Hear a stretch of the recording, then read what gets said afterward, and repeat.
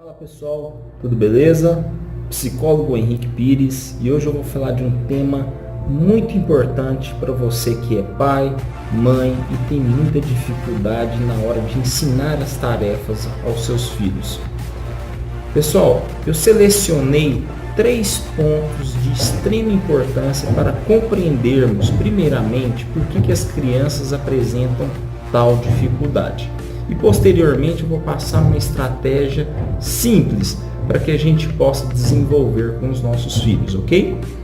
Bom, você que tem dificuldade com seu filho na hora de fazer atividades escolares, geralmente a gente precisa pensar em alguns pontos.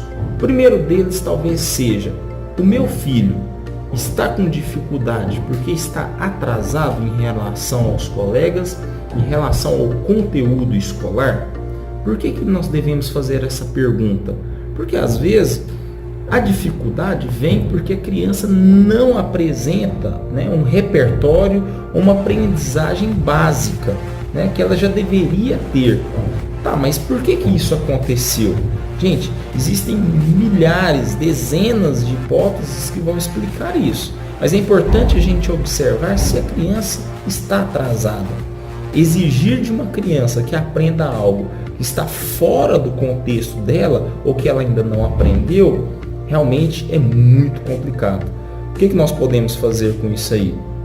Acaba que o nível de desgaste e exigências por parte dos pais e dos professores vai ser muito maior com essas crianças, porque elas já estão atrasadas, certo? Então é importante procurar um profissional, um psicólogo qualificado, um psicopedagogo, um professor de reforço apropriado que vá voltar essa criança para o eixo, para o nível de aprendizado que ela necessita. Esse é um primeiro ponto que a gente deve ressaltar.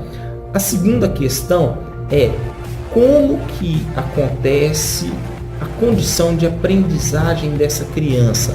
É uma aprendizagem gratificante, agradável, O ambiente, o local, a forma de ensinar essa criança é apropriada? Quando eu digo isso, eu estou querendo dizer o seguinte: a maneira com que essa criança aprende é boa ou é ruim? Muitas das vezes as crianças apresentam dificuldade de aprendizagem.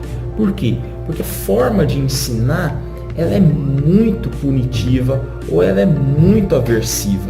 E isso acaba gerando uma falta de interesse ou dificuldade muito grande para as crianças. Por quê? Porque elas são suscetíveis a questões que são agradáveis.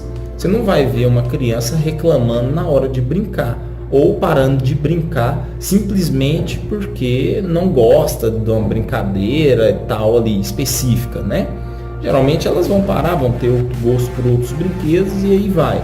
No entanto, essa dificuldade ela se apresenta porque o estudo não é reforçador.